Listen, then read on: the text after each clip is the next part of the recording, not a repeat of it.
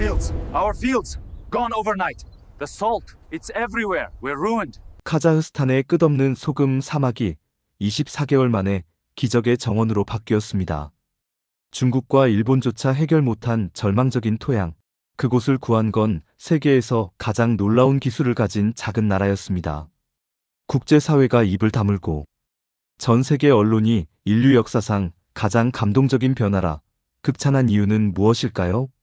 이 눈부신 반전과 감동의 순간, 과연 그 주인공은 어디일까요? 지금부터 확인해 보시죠. 여기서 잠깐 보시기 전에 여러분의 구독과 좋아요는 계속해서 좋은 영상을 만드는데 큰 힘이 됩니다. 행복한 일만 가득하시길 바라며 시작합니다. 안녕하세요. 저는 비타르라고 합니다. 카자흐스탄 알마티 동쪽 작은 마을에서 3대째 농사를 짓고 있어요. 저는 언제나 그렇듯 해 뜨기 전에 일어났습니다. 아직 하늘이 어두웠고 차가운 바람이 밭 위를 스치더군요. 가족이 대대로 갖고 온 밀밭은 1000헥타르에 달했는데 그날 아침 저는 오래된 트랙터를 몰고 밭 가장자리를 달렸습니다. 해가 떠오르기 시작할 때 트랙터를 멈추고 내렸습니다. 가슴이 쿵쾅거렸습니다. 밭 전체가 새하얗게 뒤덮여 있었거든요. 땅을 밟을 때마다 발밑에서 바삭바삭 소리가 났습니다. 손으로 쥐어보니 짠맛이 확 느껴지더군요. 소금이었어요. 이렇게 한밤중에 소금 폭풍이 몰려올 줄은 상상도 못했습니다. 하늘에는 구름 한 점 없었지만 우리 밭 어딜 봐도 소금만 가득했답니다. 부러진 밀대 사이로 바람이 휙휙 불어댔어요. 그때 뒤에서 다니엘이 헐레벌떡 달려왔습니다. 다니엘은 제 옆집 친구이자 이웃 농부예요. 비타르야. 소금 폭풍이야. 밭이 다 엉망이야. 그의 얼굴엔 공포가 가득했죠. 저는 아무 말 없이 고개만 끄덕였습니다. 이렇게 한밤에 수년간 땀 흘려 일군 밭이 순식간에 망가질 줄은 꿈에도 몰랐거든요. 할아버지께서 손으로 개간하신 땅이고 아버지께서 온 마음을 쏟으신 곳이었습니다. 다니엘이 물었습니다. 먼 나라 한국이 우리 밭에 뭘 해줄 수 있겠어? 한국은 너무 멀잖아. 도움은 안 올 거야. 그의 말이 비수처럼 가슴에 꽂혔습니다. 저는 숨을 크게 들이쉰 뒤 조심스레 말했어요. 맞을지 몰라요. 하지만 이 땅을 포기할 순 없어요. 그 순간 밀밭 위로 햇살이 더욱 강해졌습니다. 어린 딸 나디아가 밭 사이를 달리던 여름날이 떠올랐어요. 그녀의 맑은 웃음소리가 귀에 맴돌았습니다. 그 기억이 저를 일으켜 세웠습니다. 트랙터에 다시 올라탔습니다. 희망을 놓지 않기로 마음먹고 밭 사이를 천천히 달렸죠. 바람에 실려오는 소금 가루가 뺨을 스쳤습니다. 그래도 저는 이 소금 폭풍을 이겨낼 방법을 찾을 거예요. 그리고 언젠가는, 때로는 멀리 있는 한국의 스마트팜 기술도 고려해보려 합니다. 이렇게 하루가 시작되었습니다. 상실과 두려움으로 가득 찼지만 저는 포기하지 않겠습니다. 소금 폭풍이 모든 것을 바꾸었지만 저도 결국 이 절망을 희망으로 바꿔낼 수 있을 거라고 믿습니다. 저는 소금 폭풍이 지나간 지 일주일 만에 다시 밭을 걸었습니다. 바람이 불 때마다 소금 알갱이가 눈을 찌르는 것 같더군요. 발밑에서 바스락거리는 소리에 몸이 떨렸습니다. 모든 것이 죽은 듯 보였습니다. 밭 가장자리에서 티무르를 만났습니다. 그는 알마티 대학에서 공부한 젊은 토양 과학자예요. 작은 유리병 하나를 들고 있었는데 그 안에 흙 샘플이 들어있었습니다. 저, 비타르 하고 조용히 말하더군요. 병을 열어 흙 냄새를 맡아보라고 했습니다. 쓴맛과 메마름이 코끝까지 전해졌습니다. 티무르는 심각한 표정이었어요. 소금 농도가 식물이 견딜 수 있는 한계의 10배가 넘습니다. 유리병을 톡톡 두드리며 설명했습니다. 이 상태로는 최소 10년은 농사를 지을 수 없습니다. 그 말을 듣는 순간 가슴이 찢어지는 것 같았습니다. 10년이라니요. 10년은 한 세대보다도 길었죠. 어떻게 그렇게 오랜 시간 농사 없이 살 수 있을지 머리가 복잡해졌습니다. 가족을 어떻게 먹여 살려야 할지, 아버지의 땀과 노력을 어떻게 이어가야 할지 막막했답니다. 입안에 먼지가 맴도는 것 같았습니다. 소금이 공기 중에 떠돌아 모든 곳에 스며든 느낌이었어요. 침을 뱉고 싶었지만 제가 꾹 삼켰습니다. 흙을 회복할 방법은 없는 건가요? 목소리가 거의 속삭임 수준이었죠. 티무르는 고개를 저었습니다. 어떤 나라들은 깨끗한 물로 소금을 씻어내곤 하지만 우리에겐 그만한 물조차 없습니다. 잠시 말을 멈춘 뒤 미안합니다. 라고 덧붙였어요. 머릿속이 마비된 듯 했습니다. 여름철 미리 키를 키우고 황금빛으로 물들던 날들과 딸. 나디아의 웃음소리가 갑자기 남의 이야기처럼 느껴졌습니다. 아버지가 하늘을 보고 날씨를 읽어내라고 가르치던 순간들도 전부 낯설게 다가왔습니다. 티무르가 떠난 뒤 저는 집으로 발걸음을 옮겼습니다. 안에서는 샤린이 다음 씨앗을 가려내고 있더군요. 하지만 그 씨앗들은 결코 싹을 틔울 수 없을 거예요. 제가 들어서자 그녀가 고개를 들었습니다. 눈가가 붉었더군요. 그들이 10년이라고 했어요. 목소리가 떨렸습니다. 눈물이 그녀의 뺨을 타고 흘렀습니다. 어떻게 해야 할까요, 비타르? 그녀가 손을 내밀었죠.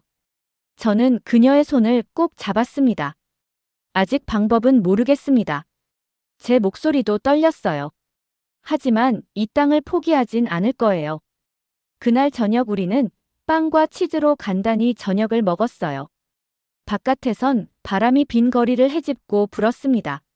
한때 아이들의 웃음소리가 가득했던 골목, 농부들이 서로 인사하던 길, 굴뚝에서 피어오르던 연기가 모두 사라졌더군요. 학교엔 10명 남짓의 학생만 남았고 가게와 진료소 문도 굳게 닫혔습니다. 마을은 유령 마을이 되어버렸죠. 식탁에 앉아 저는 샤린에게 물었습니다. 우리가 이 농장을 선택한 이유, 기억나세요? 그녀는 눈물을 훔치며 고개를 끄덕였습니다. 할아버지께서 이곳을 사랑하셨어요. 이 흙이 우리 가족의 보물이라고 하셨죠. 저는 눈을 감고 할아버지의 든든한 손을 떠올렸습니다. 처음 씨앗을 심던 그의 손, 옥수수가 자라던 모습을 보며 흐뭇해하던 미소, 그리고 아버지가 곡선을 곧게 그리며 쟁기질하던 모습까지 생생했죠. 할아버지, 약속할게요. 빈방에 속삭였습니다. 이 흙에 생명을 되돌려 놓을 방법을 찾겠습니다. 늦은 밤, 창문 앞에 서서 소금으로 뒤덮인 밭을 바라봤습니다. 달빛 아래 하얗게 빛나는 땅은 얼음 같았지만 차가움만 가져다 줄 뿐이었죠. 저는 코트를 여미고 깊은 숨을 들이마셨습니다. 희망을 찾기란 어려웠습니다. 그래도 딸의 웃음과 가족의 약속이 떠올랐어요. 절망 속에서도 작은 불씨 하나가 큰 불꽃으로 번질 수 있다는 걸 믿어야 했습니다. 책상 앞에 앉아 노트북을 꺼냈습니다. 맨 위에 큰 글씨로 세 단어를 적었죠. 우리는 포기하지 않는다. 그 밑에 밭 지도를 그리고 질문들을 덧붙였습니다. 흙 없이도 식물을 기를 수 있을까? 빗물을 재활용할 순 없을까? 멀리 있는 친구들에게 도움을 청하면 어떨까? 아직 답은 모르겠습니다. 하지만 노트를 덮을 때 마음속에 작은 움직임이 느껴졌어요. 여기에도 언젠가 희망이 자랄 수 있을 거라는 확신 말입니다. 저는 어느 날 이른 아침 부엌 식탁에 앉아 소금으로 뒤덮인 밭을 바라보고 있었어요. 바로 그때 전화가 울렸답니다. 화면에는 알마티 농업청이라고 떴죠. 가슴이 철렁 내려앉았어요. 의자에 앉아있다가 벌떡 일어나자 의자 다리가 삐걱 소리를 냈습니다. 여보세요. 비타르입니다 하고 침착한 목소리를 내보았죠. 비타르 씨, 내일 오전 10시에 농업청으로 와주십시오. 중요한 소식이 있습니다. 상대방 목소리가 또렷하게 들려왔습니다. 중요한 소식이라니요. 가슴속에 기대와 불안이 동시에 일더군요. 전화를 끊고 벽을 멍하니 바라봤습니다. 기회일까 아니면 또 다른 실망일까 고민했죠. 다음 날 저는 낡은 트럭을 몰고 알마티로 향했습니다. 머릿속에는 온갖 질문이 맴돌았어요. 무슨 소식일까? 누가 우리를 도와줄까? 예전 제 밭이었을 푸른 들판을 지나쳐 높고 회색빛 농업청 건물 앞에 섰습니다. 안으로 들어가 보니 근처 마을 농부 12명이 고개를 떨군 채 앉아 있었어요. 옆자리에 앉은 다니엘이 살짝 고개를 끄덕였습니다. 이 회의 믿어도 될까? 하고 속삭였죠. 저는 어깨를 으쓱했습니다. 빈말이 아니길 바랄 뿐이야. 그때 루만 부장관님이 들어오셨습니다. 깔끔한 양복을 차려입었지만 눈빛만큼은 다정했어요. 리모컨 버튼을 누르자 스크린의 사막 한가운데 반짝이는 온실 사진이 떴습니다. 이곳은 스마트팜입니다. 실제 흙 없이도 채소를 키울 수 있죠. 루만 부장관이 말을 이었습니다. 버튼을 한 번 더 누르니 잘 익은 토마토와 오이가 줄지어 보였어요. 장내에 웅성거림이 일었습니다. 몇몇 농부는 고개를 숙여 화면을 뚫어지게 쳐다봤고 몇몇은 고개를 저었죠. 흙도 없이 어떻게 키운단 말인가? 연세가 지긋한 사켄 할아버지가 거친 목소리로 물었어요. 루만 부장관이 미소 지으며 설명했습니다. 뿌리는 코코넛 섬유 스펀지에 내리고 영양분과 물은 관로로 공급합니다. 온도와 습도는 조명과 팬이 조절하죠. 모두 컴퓨터로 관리됩니다. 제 심장이 떨렸습니다. 마법 같아요 하고 작은 목소리로 다니엘에게 속삭였죠. 다니엘이 콧방귀를 뀌었습니다. 마법이라 아니면 속임수인가? 게다가 한국에서 왔다니 너무 먼 나라지. 그는 한국이라는 말을 믿지 않는 듯 툭 내뱉었답니다. 루만 부장관이 작은 깃발을 들어보였습니다. 이 기술은 한국이 개발했습니다. 한국은 60년 전 전쟁의 폐허에서 일어나 농업 강국이 되었죠. 이제 그 노하우를 우리와 나누려 합니다. 순간 방 안이 조용해졌습니다. 전쟁 후 한국이 이곳까지 도와준다니 믿기 어려웠어요. 의자에 앉은 농부들이 서로 의아한 눈빛을 교환했습니다. 어느 농부가 소리쳤습니다.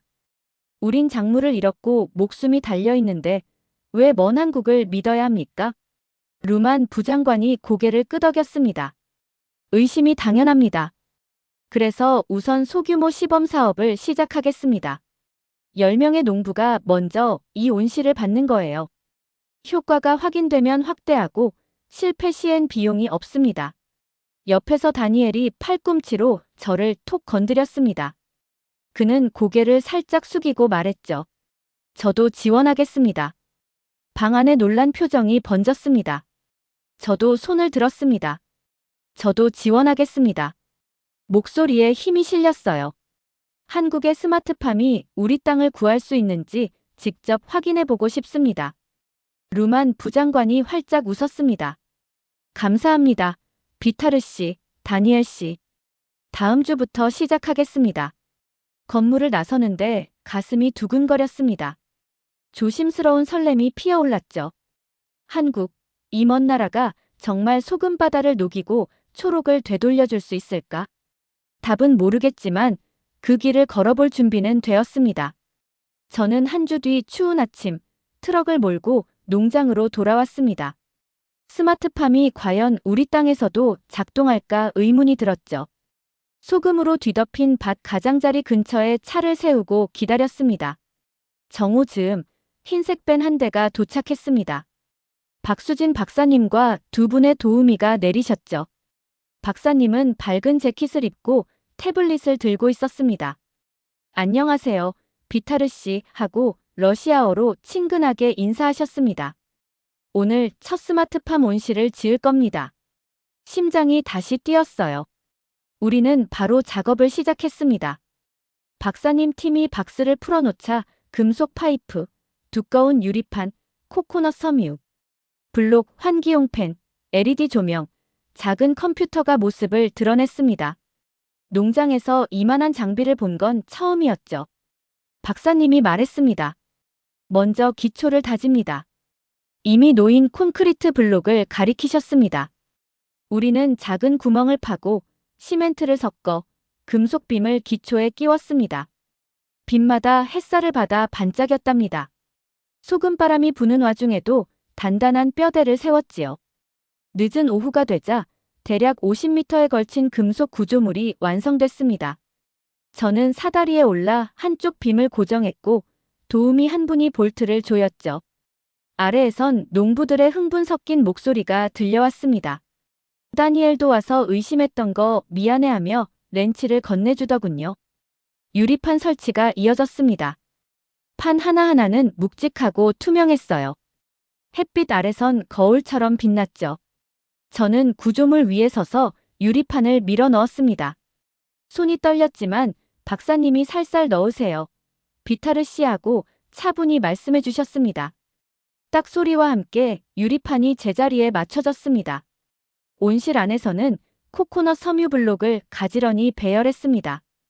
이곳에 식물 뿌리가 자랄 거예요. 박사님은 흙이 필요 없어요. 뿌리는 아래 관로에서 영양분과 물을 공급받습니다 하고 설명해 주셨습니다. 부드러운 표면을 만져보니 묘하게도 희망이 느껴졌습니다. 다음은 펜과 LED 조명이었어요. 펜은 공기를 순환시키고 조명은 흐린 날에도 식물을 자라게 해줍니다. 저는 박사님 지시대로 전선을 연결했습니다. 새로운 기술을 배운다는 게 마치 외국어를 익히는 기분이었죠. 마지막으로 제어 컴퓨터를 설치했습니다. 작은 화면에 온도와 습도, 그래프가 뜨자 놀라움이 밀려왔습니다. 박사님이 이 태블릿으로 모든 것을 관리할 수 있습니다. 휴대폰에서도 가능해요 하고 웃으셨죠. 해질 무렵 온실 골격이 완전히 드러났습니다. 소금밭 위에 빛나는 유리 온실이 세워진 모습은 장관이었어요. 산등성이 너머로 붉은 노을이 내려앉으며 유리창을 금빛으로 물들였습니다. 몇 주 만에 느껴본 진짜 희망이었습니다. 박사님이 손뼉을 치며 수고하셨습니다. 내일 첫 씨앗을 심을 거예요 하고 외쳤습니다. 모두 환호했죠. 그날 밤 저는 온실 주변을 걸었습니다. 유리벽에 손을 대니 안쪽에서 미약한 온기가 전해졌습니다. 할아버지가 이 밭을 손수 일구던 모습이 떠올랐고 딸 나디아가 토마토 모종을 심을 날이 기대되었답니다. 그리고 멀리 한국에서 온 이 기술과 따뜻함이 떠올라 마음이 든든해졌습니다. 이제 우리가 함께 일군 온실이 이 소금 땅에 생명을 불어넣어 줄 거라고 믿습니다. 내일 우리는 희망을 심을 겁니다. 저는 온실이 완성된 다음 날 새벽 여느 때처럼 해 뜨기 전에 일어났습니다. 가슴이 두근거리더군요. 오늘이 바로 첫 씨앗을 심는 날이었거든요. 저 비타르는 이런 씨앗을 심어본 적이 없었습니다. 온실 문을 열고 들어서서 잠시 멈췄습니다. 유리벽이 부드러운 아침빛을 받아 반짝였어요. 안은 따뜻하고 깨끗한 공기로 가득했습니다. 위에서 팬이 부드럽게 돌아가고 LED 등이 은은한 푸른 빛을 내고 있었죠. 저는 깊게 숨을 들이마셨습니다. 오늘부터 새 생명이 시작됩니다. 하고 속삭였답니다. 박사님이 웃으며 작은 토마토 모종이 담긴 트레이를 건네주셨습니다. 작은 모종엔 2장의 초록잎이 빛을 향해 자라고 있었죠. 이게 첫 모종입니다. 박사님이 말씀하셨습니다. 코코넛 섬유 블록을 들어 뿌리를 위한 구멍을 만드는 방법을 보여주셨어요. 저는 시범을 보고 똑같이 따라 해봤습니다. 저는 플라스틱 바닥 위에 무릎을 꿇고 모종을 구멍에 조심히 심었습니다. 줄기 주변을 부드럽게 눌러주니 작은 뿌리가 새 집에 스며드는 기분이었어요. 박사님이 우리 함께 일했죠 하며 눈을 반짝이셨습니다. 저도 끄덕이며 그 말이 진심임을 느꼈습니다. 햇살이 높이 오를수록 우리는 토마토 모종을 줄지어 심었습니다. 다니엘과 티무르도 함께했고 오이와 딸기 모종을 들고 와 도왔답니다. 온실 안에는 웃음소리와 대화가 가득했어요. 다니엘이 작은 새싹을 가리키며 저 입 좀 봐. 정말 초록초록해 했죠. 티무르도 희망 같네요 하고 덧붙였습니다. 쉬는 시간엔 바깥 옛밭 이야기를 나눴습니다. 여전히 온통 소금이 쌓여 있지만 이 유리벽 안에선 새로운 기운이 느껴졌거든요. 제 딸 나디아도 와서 작은 물뿌리개를 들고 모종에 물을 뿌렸습니다. 물방울이 코끝에 닿자 깔깔 웃더군요. 저는 그녀의 머리를 쓰다듬으며 미소 지었습니다. 온 가족이 함께 생명을 불어넣는 장면이었죠. 정오가 되자 심기가 모두 끝났습니다. 우리는 한 걸음 뒤로 물러서서 결과를 살폈어요. 가지런히 놓인 새싹이 조명을 향해 잎을 펼치고 있었습니다. 박사님이 내일은 물과 영양분 상태를 점검하겠습니다. 그 다음 기다리면 돼요 하고 말씀하셨죠. 제 마음만큼이나 박사님 목소리에도 설렘이 묻어났습니다. 그날 저녁 잠이 오지 않았습니다. 작은 새싹들이 얼마나 연약해 보이던지요. 동시에 할아버지 시절 황금빛 들판이 떠올랐습니다. 이제 우리는 다른 방식으로 새 꿈을 심은 셈이었죠. 저는 노트에 이렇게 적었습니다. 새 생명은 희망을 심은 곳에서 자란다. 다음 이틀은 천천히 흘렀습니다. 매일 아침 온실문을 열며 안녕, 작은 친구들하고 인사했어요. 제어 태블릿을 켜서 온도, 습도, 영양분 흐름을 확인했습니다. 모두 안전한 범위 안에 있었답니다. 3일째 아침, 첫 성장이 보였습니다. 한 토마토 모종이 새 잎을 하나 더 펼친 거예요. 저는 숨이 멎는 줄 알았습니다. 다니엘을 불렀더니 달려와 함께 환호했죠. 우리는 하이파이브를 하고 웃었습니다. 다른 농부들도 모여 유리벽에 손을 대며 마치 오래된 친구를 반기듯 기뻐했습니다. 하지만 기쁨도 잠시 화면 속 습도가 급격히 떨어지는 걸 발견했습니다. 팬이 풀가동되고 있어서 공기가 더 건조해 보였죠. 가슴이 쿵 내려앉았습니다. 잎이 시들기 시작했거든요. 이대로 두면 안 돼 하고 생각했습니다. 바로 제어판으로 달려가 영상 통화를 걸었습니다. 박사님, 공기가 너무 건조합니다. 모종이 시들어요. 화면 너머 박사님은 데이터를 살피며 눈썹을 찌푸리셨습니다. 영양분 공급량을 10% 늘리고 펜 속도를 절반으로 줄이세요 하셨죠. 할 수 있어요. 비타르 씨하고 다정하게 미소 지으셨습니다. 저는 손이 떨리며 지시에 따라 조정했습니다. 서서히 습도가 올라가자 새싹도 다시 고개를 세웠답니다. 그날 밤 침대에 누워 작은 초록잎이 다시 힘차게 선 장면을 떠올렸습니다. 그리고 한국이 먼 곳에서 우리를 도운 게 떠올라 감사합니다 하고 속삭였죠. 우리는 희망을 심었습니다. 그리고 내일 그 희망이 자라는 모습을 볼 겁니다. 저는 3달이 지나 마침내 꿈에 그리던 첫 수학의 날을 맞았습니다. 해 뜨기 전 일찍 일어나 보니 가슴이 쿵쾅거렸죠. 저는 비타르입니다. 한때 소금에 뒤덮인 밭만 바라보던 농부였어요.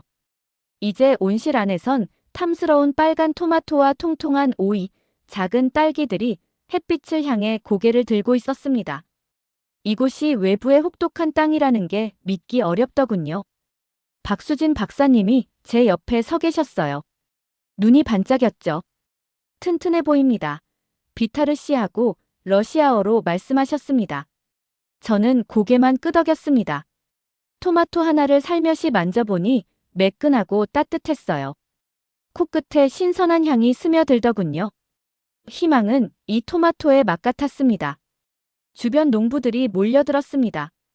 다니엘은 바구니를 들고 와 오이를 가득 담았죠. 티무르는 딸기를 한 입 베어 물고 눈을 감았습니다. 처음엔 의심하던 사켄 할아버지도 활짝 웃으셨습니다.